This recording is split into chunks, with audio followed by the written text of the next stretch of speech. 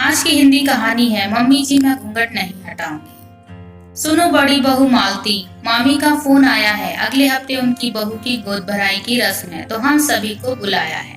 कह रही थी कि भतीजे की शादी के बाद से आप आई नहीं, इस बार सबको आना है। सुनीता जी बोली अगले हफ्ते। पर मम्मी जी अगले हफ्ते तो बच्चों की वार्षिक परीक्षाएं हैं तो मैं कैसे जा पाऊंगी। आप सब चले जाइएगा और निधि देवरानी को भी ले जाइएगा।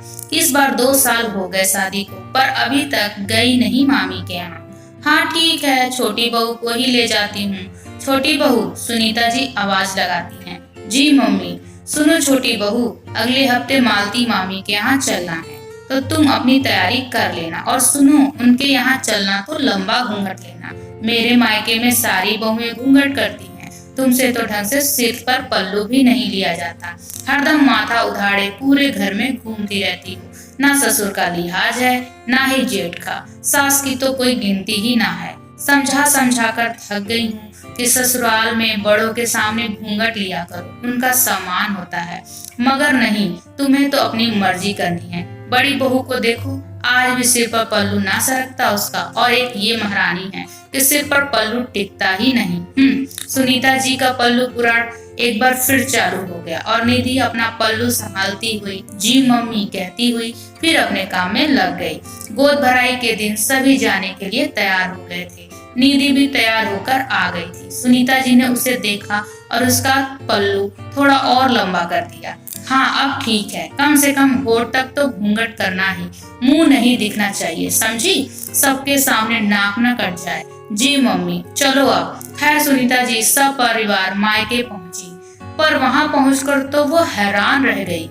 उनकी भतीजा बहू जिसकी गोद भराई थी वो तो स्लीवलेस ब्लाउज और नेट की खूबसूरत सी ओपन पल्लू साड़ी पहने सबसे हंस हंस कर बातें कर रही थी। घूंघट की तो बात छोड़ो, सिर पर भी पल्लू ना था। सुनीता जी को आया देख मामा मामी जी पास आकर उनके चरण स्पर्श कर बोले आइए दीदी, चलकर बहू को आशीर्वाद दीजिए। बहू है कहाँ, वो तो मॉडल बनी घूम रही। मालती तूने बहू को ज्यादा ही सिर पर चढ़ा रखा है, ना कोई पल्लू ना घूंघट। भले घर की बहुएं ऐसी रहती हैं भला, बड़े बुजुर्ग का कोई सम्मान ही नहीं। तू तो कितना लंबा घूंघट करती थी, याद है ना। दीदी आप भी किस जमाने की बात कर रही हैं, हमारा समय अलग था, अब समय अलग है। और फिर सम्मान से घूंघट लेने से ही नहीं होता, सामने वाले की नजर में होता है, उसके व्यवहार में झलकता है। देखिए ना मेरी बहू कितनी खुश है। चलिए बहू को आशीर्वाद दीजिए। हाँ तुम चलो, हम आते हैं। छोटी बहू तुम भी घूंघट हटा दो, जब कोई भी बहू ना की है तो तुम भी मत करो। नहीं मम्मी जी मैं घूंघट नहीं हटाऊंगी। ये क्या बात हुई, कोई ना किए है तो मैं भी हटा दूं। मैं घूंघट करके आई होती, मैं घूंघट करके ना आई होती तो बात अलग थी। जब मैं यहाँ आ गई हूँ तो सबको देखकर मैं भी घूंघट हटा दूं, ये मुझसे ना होगा। मैं ऐसे ही ठीक हूँ। तूने तो सास की बात ना मानने की कसम खा रखी है, सुनीता जी बोली।